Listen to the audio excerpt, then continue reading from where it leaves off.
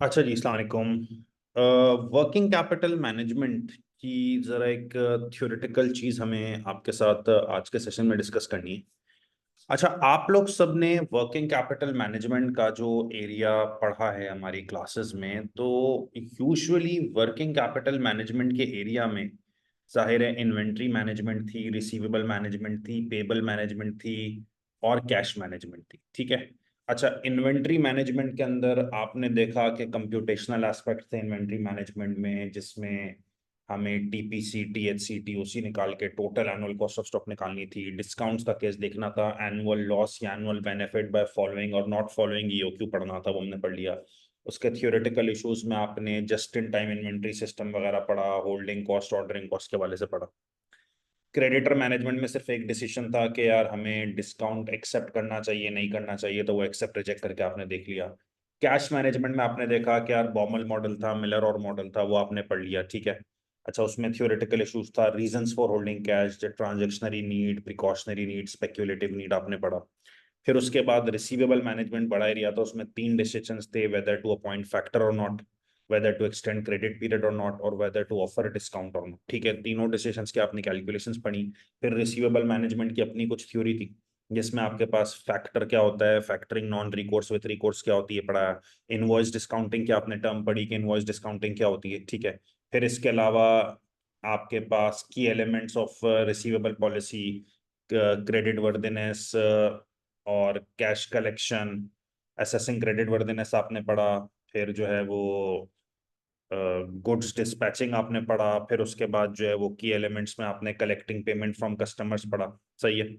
तो credit analysis, credit control और date collection, ये तीन चीजें आपने जो है ना पढ़ी कि भाई क्रेडिट एनालिसिस में क्या होता है, क्रेडिट कंट्रोल में क्या होता है और डेट कलेक्शन में क्या होता है, की एलिमेंट्स ऑफ रिसीवेबल पॉलिसी। ठीक है। अच्छा, ओवरऑल फिर मैंने आपको वर्किंग कैपिटल मैनेजमेंट के एंड में वर्किंग कैपिटल से रिलेटेड थ्योरेटिकल इश्यूज पढ़ा है।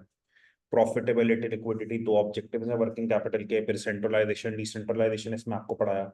और फिर वर्किंग कैपिटल की जो पॉलिसीज हैं, working capital financing policies, working capital investment policies, इसमें कंजर्वेटिव अग्रेसिव मॉडरेट अप्रोच वहां भी थी फाइनेंसिंग पॉलिसीज में, और कंजर्वेटिव अग्रेसिव मॉडरेट अप्रोच यहाँ भी थी। ठीक है। अच्छा, अब इसमें एक चीज मुझे आपको और पढ़ानी है जो सिलेबस के अंदर ऐड हुई है, कि वर्किंग कैपिटल मैनेजमेंट में जो रिसीवेबल्स मैनेजमेंट का आपने टॉपिक पढ़ा है ना, उसमें रिसीवेबल मैनेजमेंट या डेटर मैनेजमेंट जो थी, वो यूजुअली सिर्फ और सिर्फ रिलेट कर रही थी डोमेस्टिक रिसीवेबल्स से। डोमेस्टिक रिसीवेबल्स का क्या मतलब है, आपने उनको उधार पे माल बेचा है विद इन द कंट्री, तो डोमेस्टिक रिसीवेबल्स थे। तो डोमेस्टिक रिसीवेबल्स को आपने कहा मैनेज कर सकते हैं फैक्टरिंग के थ्रू, इनवॉइस डिस्काउंटिंग के थ्रू। फैक्टरिंग आपको पता है कि सामने वाला आपकी तमाम लेजर को टेक ओवर कर लेता है, एडवांस दे देता है, इंटरेस्ट चार्ज कर लेता है। इनवॉइस डिस्काउंटिंग में आपने पढ़ा वो आपकी सारी इनवॉइसेस डिस्काउंट पे खरीद लेता है, 20-30% लेस पे, फिर पूरी पेमेंट वही कलेक्ट करता है। ठीक है। एक सिलेबस में छोटा सा एडिशन हुआ है, मैनेजिंग फॉरेन अकाउंट रिसीवेबल, कि अगर आप उधार पे माल बेच रहे हो किसी फॉरेनर को बाहर के मुल्क में, उसको कैसे मैनेज किया। ठीक है। तो आपने जो वर्किंग कैपिटल मैनेजमेंट मेरे साथ पढ़ लिया है क्लासेस में, उसमें हमने रिसीवेबल मैनेजमेंट पढ़ी जरूर है, लेकिन हमने रिसीवेबल्स मैनेजमेंट कौन सी पढ़ी है, डोमेस्टिक रिसीवेबल्स, लोकल रिसीवेबल, क्या हम अपने मुल्क में, हमने अपने मुल्क के किसी कस्टमर को उधार पे माल बेचा है। ठीक है, तो लोकल रिसीवेबल को मैनेज करना है। अब हमें सीखना है, छोटा सा एरिया थ्योरेटिकल है, कोई इसकी कैलकुलेशन नहीं सिलेबस में, फॉरेन अकाउंट रिसीवेबल कि किसी को बाहर माल बेचा जाए, उससे कैसे पैसे कलेक्ट किए जाएं। अकाउंट रिसीवेबल अगर फॉरेनर हो तो उसको कैसे मैनेज किया जाए। अब इसकी जरा आप डेफिनेशन पढ़ें। Foreign accounts receivable present some additional challenges to a business that are not present with domestic. कहते हैं जो फॉरेन डेटर्स होते हैं ना, बाहर के मुल्क में आपके कस्टमर्स बैठे हुए हैं जिनसे आपने पैसा लेना है, वो कुछ एडिशनल चैलेंजेस देते हैं कंपेयर टू डोमेस्टिक कस्टमर। जाहिर है भाई, यहाँ लोकल मुल्क के आदमी से पैसे निकलवाना मुश्किल है, तो फॉरेनर से पैसे निकलवाना कितना मुश्किल होगा। पढ़ो आगे। It is harder for a business to pursue any overdue amount from a business in another country with a different legal system. यार हम अपने मुल्क में बैठ के किसी से पैसे निकलवा सकते हैं, फिर इसलिए क्योंकि हम अपने मुल्क के लीगल सिस्टम से फेमिलियर हैं। किसी बाहर के मुल्क के कस्टमर को माल बेचो, उससे पैसे कैसे निकलवाएं, वो तो एक अलग लीगल सिस्टम में बैठा हुआ है। ठीक है। अच्छा, अब कहते हैं कि one option for a business is simply trust the customer. एक ऑप्शन तो ये कभी ट्रस्ट कर दो। ठीक है। इसको कहते हैं open account. This option means businesses face a level of non-payment risk that dumb businesses may find it unacceptable. अच्छा, अब आप किसी पे ट्रस्ट करके माल बेचोगे ना, जिसको ओपन अकाउंट कहते हैं, इसमें एक नॉन पेमेंट रिस्क हमेशा रहेगा। उसने पैसे नहीं दिए तो आप कुछ नहीं कर सकते, कहानी खत्म। ठीक है, तो एक तो ये हल है, लेकिन बहुत से बिजनेसेस के लिए ये चीज एक्सेप्टेबल नहीं। तो हम फॉरेन अकाउंट रिसीवेबल, किसी बाहर के मुल्क के कस्टमर को माल बेच रहे हैं, तो हम इस रिस्क को कैसे मिनिमाइज करें? अच्छा देखें, बाहर के कस्टमर की सेल को कोई छोड़ना नहीं चाहता। तो आप बोलो यार सर, इसमें तो इतनी टेंशन है कि हम बाहर माल बेचेंगे, पैसे आएंगे नहीं आएंगे, इतनी टेंशन इसलिए माल बेचो। नहीं भाई, बाहर माल बेचने में दो फायदे। बाहर माल बेचने में दो फायदे। फायदा नंबर एक, फॉरेन करेंसी आ रही है। फायदा नंबर दो, बाहर माल बेचने में आपका एक्सपोजर अपने मुल्क से निकल के बाहर जा रहा है। जैसे हम लोग अपने लेक्चर्स पहले सिर्फ पाकिस्तान में प्रोवाइड करते थे, तो आपका एक्सपोजर कहां तक था? सिर्फ पाकिस्तान तक। अब जब आपने लेक्चर्स बाहर बेचना शुरू किया, तो आपका एक्सपोजर भी तो कितना बढ़ गया। तो कंपनीज भी बाहर जाने में उनको एक्सपोजर है, वो उसको छोड़ नहीं सकती। तो फॉरेन अकाउंट रिसीवेबल को मैनेज फिर वो कैसे करे? ठीक है, इसके लिए कुछ आपने टेक्निक सीखनी है। पहली टेक्निक है एडवांस पेमेंट। एडवांस पेमेंट क्या है भाई? A company can reduce investment in foreign receivable by asking for full or part payment in advance. Advance में पैसे ले लो। क्या एडवांस में पैसे लेंगे रिस्क मिनिमाइज हो जाएगा? Yes. However this may be registered bye consumers. सामने वाला इसको रजिस्ट करेगा। वो कहेगा आप एडवांस पेमेंट ले रहे हो इस डर से कि यार आप मुझे माल भिजवाओ और मैं पैसे ना दूं, तो आप एडवांस मांग रहे हो। आपने एडवांस लेके भाग गए तो मैं क्या करूंगा? ठीक है, तो लोग इसको रजिस्ट करते हैं। खास तौर पर अगर कॉम्पिटिटर्स नहीं मांग रहे अपफ्रंट पेमेंट, एडवांस पेमेंट, तो लोग कहेंगे हम आपसे क्यों ले भाई, हम तो कॉम्पिटिटर के पास चले जाते हैं बाहर। वो सब अलग बातें हैं, लेकिन फॉरेन रिसीवेबल के रिस्क को कम करने का एक तरीकेकार ये है कि आप एडवांस पेमेंट ले। ठीक है। अच्छा, एक और हल है जिसको कहते हैं फॉरफेटिंग।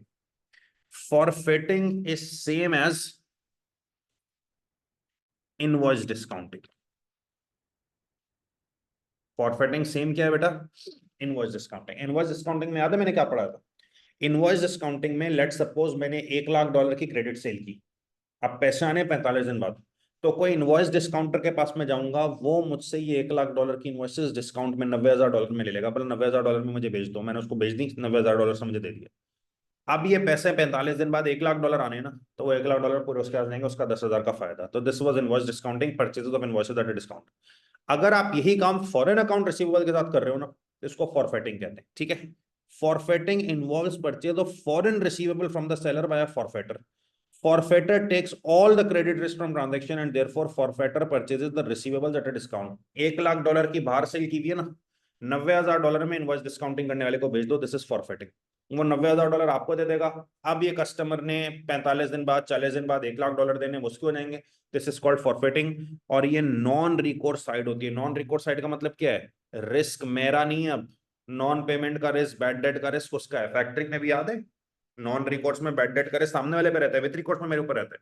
फॉरफेटिंग इनवॉइस डिस्काउंटिंग भी नॉन रिकोर्स होती है कि रिस्क सामने वाले रहता है। तो मैं कितना सेफ हो गया, मेरे पास $90,000 आ गए। आप बैड डेट हो कुछ हो, सारा रिस्क उसका। ठीक है, तो एक तरीके का इनवॉइस डिस्काउंटिंग, आपका रिस्क मिनिमाइज हो गया ना, आपको तो पैसे मिल गए। ठीक है।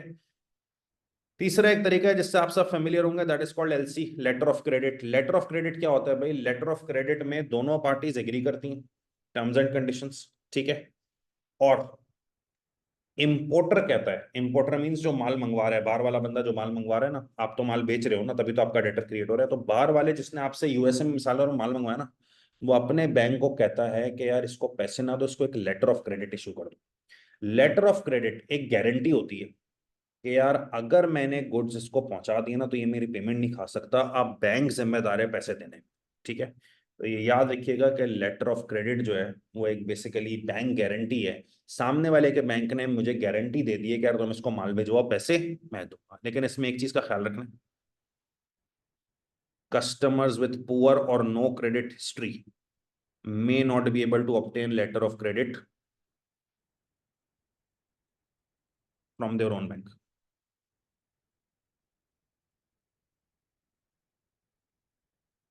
जिसकी क्रेडिट रेटिंग खराब है, वो बोलेगा बैंक को यार मेरे बेhalf पे गारंटी दे दो इसको, तो बैंक कभी भी नहीं देगा। तो पुअर क्रेडिट हिस्ट्री वालों के लिए कोई लेटर ऑफ क्रेडिट नहीं मिलता। ठीक है। और लेटर ऑफ क्रेडिट में बैंक गारंटी तो दे रहा है, लेकिन बैंक आपको पैसे तब देगा जब seller presents exactly the document stated in the conditions, जब कंडीशंस पूरी होंगी। ठीक है, ताकि लेटर ऑफ क्रेडिट प्रोवाइड करे protection both purchaser and seller को। भाई देखो दोनों पार्टीज रिस्क में हैं। मैंने माल भिजवाया, वो पैसे खा गया, ये रिस्क है ना। उसने पैसे दे दिए, मैंने माल नहीं भिजवाया, उसके लिए भी तो रिस्क है। तो एलसी दोनों को प्रोटेक्ट करती है। सामने वाला कहता है अपने बैंक को, यार इसको गारंटी दे दो पेमेंट की, अगर इसने मुझे माल साफ सुथरा पहुंचा दिया ना टर्म्स एंड कंडीशन, तो तुम पेमेंट रिलीज कर देना। तो उसकी भी सिक्योरिटी है, मेरी भी सिक्योरिटी है। पता है क्यों? मैं उसको माल भिजवा दूंगा, बैंक मुझे पैसे दे देगा, उसने खाए भी तो, ये एलसी से मेरी प्रोटेक्शन हो गई। उसकी भी तो प्रोटेक्शन है। मैं अगर टर्म्स पूरी नहीं करूंगा, पैसे दे चुका हो तो फंस जाता ना। बैंक गारंटी दी हुई है तो टर्म्स पूरी नहीं होंगी, बैंक पैसे नहीं देगा। जैसे मिसाल के तौर पर इसमें एक छोटी सी मिसाल दी जाती है। शराइत में लिखा हुआ था कि आप गुड्स वाया शिप पहुंचाओगे, ठीक है, और आपने शिपमेंट वाया एयर पहुंचा दी, तो एलसी की कंडीशंस पूरी नहीं होंगी, बैंक जो है वो गुड्स रिलीज नहीं करेगा। बैंक कहेगा कंडीशन क्या थी, शिप के थ्रू भिजवाना, तो शिपिंग डॉक्यूमेंट सबमिट करो। आपने वायर भिजवा दिया, माल बेशक मिल गया, लेकिन आपने कंडीशंस पूरी नहीं की, तो बैंक पेमेंट रिलीज नहीं करेगा। तो एलसी में ये बहुत जरूरी है कि टर्म्स एंड कंडीशंस एग्जैक्टली जो एग्रीड होना वही पूरी होनी चाहिए, ठीक है। अच्छा, अब एलसी हो गई, बैंक गारंटी आ गई, तो जाहिर है आपका फॉरेन अकाउंट रिसीवेबल रिस्क जो है वो क्या हो गया, मिनिमाइज हो गया। एक और तरीकेकार है बेटा, काउंटर ट्रेडिंग। काउंटर ट्रेडिंग में पता है क्या होता है? आप किसी को माल भिजवाते हो ना, उससे कैश ना लो, उसको आपने माल भिजवाया, बदले में कोई माल या सर्विस ले लो। जैसे मैंने किसी को मिसाल के तौर पे मैंगोज भिजवाए, ठीक है, अब मैं बदले में उससे कैश ना लूं, कोई सर्विस ले लूं कि चलो तुम मेरा ऑडिट कर दो, कोई गुड्स ले लूं कि चलो मैंने तुम्हें मैंगोज भिजवाए, तुम अगर बैटरीज बनाते हो तुम मुझे बैटरीज भेज दो, तुम कार बनाते हो तुम मुझे कार भेज दो, तो this is called counter trading. Counter trading में दो फायदे। एक, कि आपका रिस्क मिनिमाइज हो गया, माल दिया, कैश बाद में आता, फौरन दूसरा माल आ गया, कहानी खत्म। एक और फायदा काउंटर ट्रेडिंग में ये है कि इससे फॉरेन एक्सचेंज पे बर्डन नहीं आता मुल्क के और आपके। आपने माल दिया, उसको फॉरेन एक्सचेंज डॉलर देना पड़े, आपको डॉलर देना पड़े, तो डॉलर आएंगे जाएंगे ना। फॉरेन एक्सचेंज रिस्की नहीं है। आपने माल दिया, उसने भी माल दे दिया, साहब खत्म। लेकिन इसका एक ड्रॉबैक है कि जो वैल्यूएशन है ना वो अनसर्टेन है। मैंने तुम्हें 1 लाख के मैंगोज भिजवाए थे, गाड़ी तुमने मुझे जो है वो 1.5 लाख की भिजवाई है, 80,000 की भिजवाई है, ये फड्डे रहते हैं। ये काउंटर ट्रेडिंग का नुकसान है। बहरहाल हर एजिंग टेक्निक का नुकसान होता है। फॉरेन एक्सचेंज अकाउंट रिसीवेबल का रिस्क मिनिमाइज करने के लिए एक है काउंटर ट्रेडिंग, गुड्स के अगेंस्ट गुड्स या सर्विस ले लो, कैश ना। फिर एक बड़ा आसान है भाई, एक्सपोर्ट क्रेडिट इंश्योरेंस। किसी इंश्योरेंस कंपनी से इंश्योर करवा लो भाई, कि यार मैं ये माल भेज रहा हूँ, इंश्योरेंस करवा दी। हर चीज की इंश्योरेंस होती है, गाड़ियों की, ह्यूमन की, कैश बैंक से इधर उधर मूव कर रही होती है उसकी इंश्योरेंस। तो इंश्योरेंस आप सब फायदे हैं, यार मैंने माल भेजा, इंश्योरेंस करवा लो कि अगर सामने वाले ने पैसे नहीं दिए तो इंश्योरेंस कंपनी भरेगी। This is called export credit insurance. और एक लास्ट है फैक्टरिंग। फैक्टरिंग आप लोग सब समझते हैं।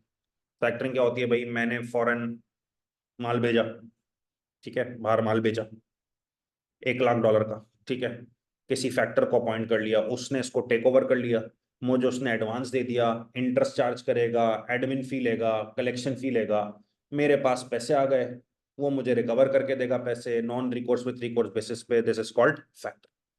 ख्याल रखिएगा, ये कुछ मेथड्स हैं डोमेस्टिक के, नहीं किसके, फॉरेन के। आपको पढ़ाया ये जा रहा है कि जब डोमेस्टिक रिसीवेबल्स होते हैं तो लोकल मुल्क के होते हैं, फैक्टरिंग इनवॉइस डिस्काउंटिंग थ्रू मामला हो जाता है।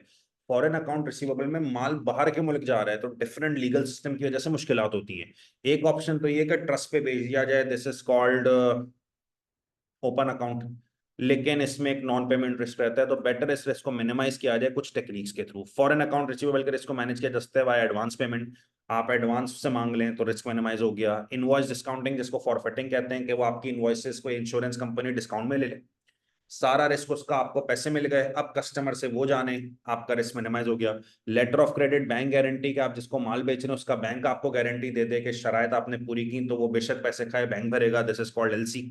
काउंटर ट्रेडिंग, आप उसको गुड्स दें, वो कह रहा है कैश नहीं है, तो आप उससे कहें मुझे आप बदले में कुछ गुड्स ही दे दो। दिस इज काउंटर ट्रेडिंग, लेकिन इसमें वैल्यूएशन वगैरह के इशूज आते हैं कि मैंने इतने का माल दिया था, तुमने इतने का माल दिया।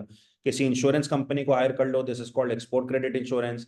फैक्टरिंग करवा लो कि कोई फैक्टर आके सेल एजेंट को टेक ओवर कर ले, तुम्हें एडवांस दे दे, इंटरेस्ट दे दे, और तुमसे एडमिन फी चार्ज करे, ठीक है, ये सब फैक्टरिंग है।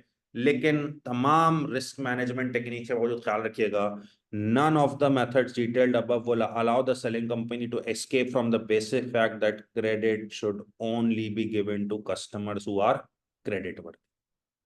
बहुत महंगी बात। आप इंश्योरेंस करवा रहे हैं, फैक्टरिंग करवा रहे हैं, फॉरफिटिंग करवा रहे हैं, ये ख्याल रखिएगा कि उधार सिर्फ उन लोगों को देना है जो क्रेडिट वर्दी हैं। ورنہ پور کریڈٹ ریٹنگ والے کسٹمرز کو ادھار دیں گے آپ ہمیشہ پریشانی میں رہیں. ٹھیک ہے, تو یہ مینیجنگ فورن اکاؤنٹ ریسیویبل ایک نیا ایریا تھا, کوئی کیلکولیشن نہیں اس کی. اس کو منیمائز کرنے کے لیے, اس کو ڈیل کرنے کے لیے 4-5 چیزیں ذہن میں رکھیے گا. ٹھیک ہے, تھینک یو.